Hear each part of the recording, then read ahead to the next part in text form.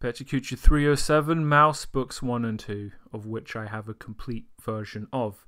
So I'll say outright, we're talking about a very grown-up subject in this graphic novel that I can't do justice to in 6.5 minutes.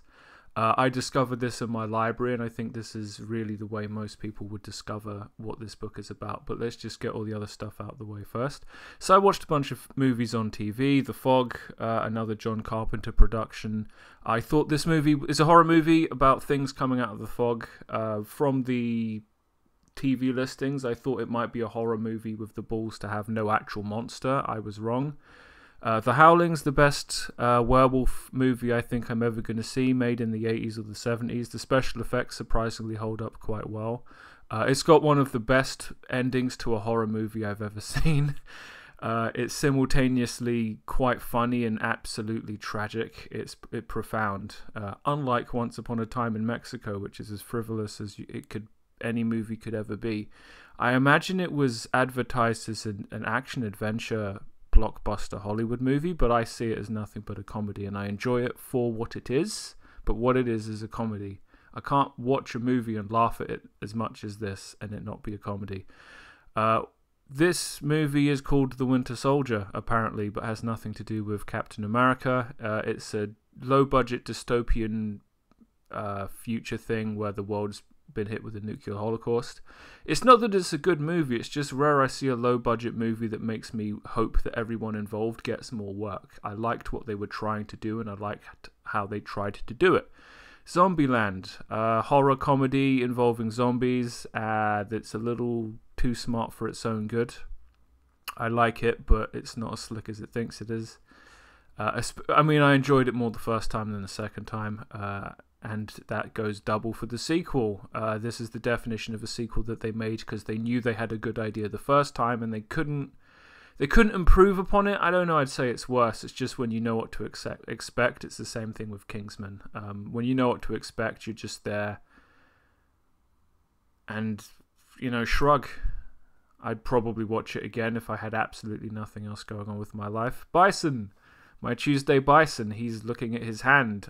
He's supposed to be looking over his hand menacingly at the viewer, but as I tried to change the angle, I kind of just thought, you know what, I'm just going to overcomplicate things, and my week's complicated enough because I'm still trying to distance myself from the costume design, is what we'll call it, for my manga book. I'm tricking myself and coercing myself into doing bits and pieces, but my momentum is really slowing, but it hasn't stopped.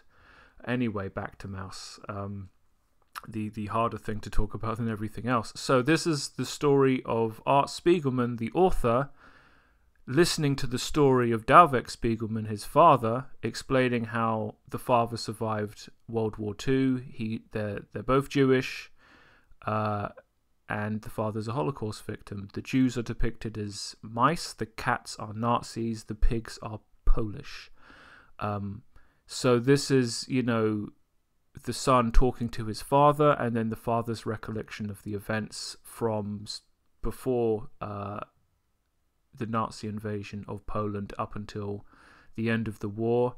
The father did end up in Auschwitz, one of the most, if not the most famous Holocaust prisoner camps.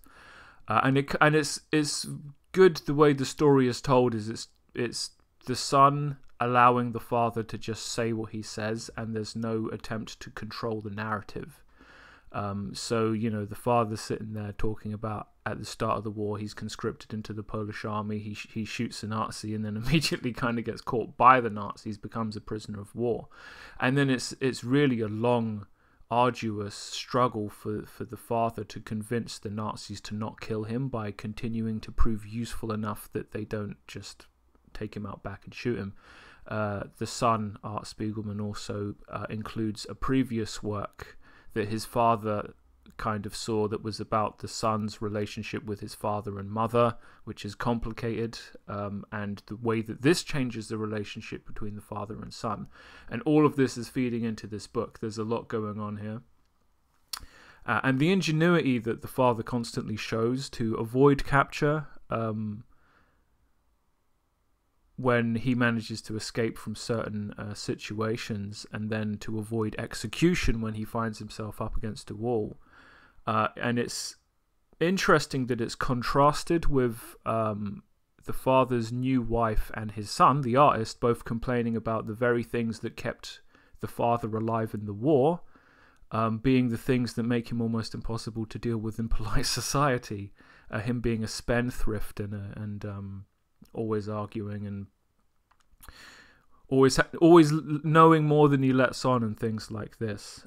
There's also a bit where the artist's mother had a bunch of diaries that the father destroyed, and the kind of the passive hatred the son has for the father over this is also kind of explored. But the second book, which is contained within my complete collection, is just about Auschwitz. And just when you hear the father talk about some of the prisoners just being given uniforms that didn't fit out of pure ambivalence, and them not being able to hold their trousers up while they did the work meant they couldn't do the work, and they'd end up getting executed just because they were given the wrong pair of trousers. The more you read this book, the more it reminds you that you probably shouldn't be a cunt to everyone you meet. Spiegelman, the son, also spends some time reflecting on how he feels about writing the book and the attention it's garnered, and his various opinions on such things. Again, I really do like the unvarnished way that you see the father basically survive by making himself useful to the Nazis, repairing their stuff, like their boots, the roofs of the concentration camps and things like this, and the idea is, the father's surviving so he can meet his wife again, and the wife is surviving so she can meet the husband again, and they do both survive the war. But the son doesn't have his mother's recollection of how she survived the war, because at various points the husband and wife were in different places, so that kind of feeds into the indignance the son has for the father. This is one of the most important graphic novels ever made, because it's a very rare example of a graphic novel that has actual cultural significance beyond simply being something to read. This is art with a capital A and a capital R and a capital T, because this is about the human condition, and this really is about how to overcome impossible odds. And for all the ingenuity the father shows, it's the very things that would be levied against him. The fact that he's insular and he's arguably racist. Well, no, he's definitely racist to black people, but he acts in the way that he's Jewish and he only associates with Jews, and because of the large network of Jews he knew before the war, those are people that helped him during the war. And so while a modern sensibility would be to say, his behavior is socially unacceptable, it literally saved his life time and time again. And it's up to the viewer to determine how they feel about all of these events, how they all correlate. And I love that the most. That's the most mature art, that simply lets you decide what you think it's about. So I couldn't recommend this enough. I did a list of 5 graphic novels every person on the planet should read on some website somewhere. Mouse is on the list. It's a difficult read. It's easier to accept because everyone looks like a cartoon character, but it does not devalue the human condition just because the Nazis are cats or anything like that. So I could go on forever about this. I'll stop talking. That's the end of Pecha Kucha 307, and I'll see you next time.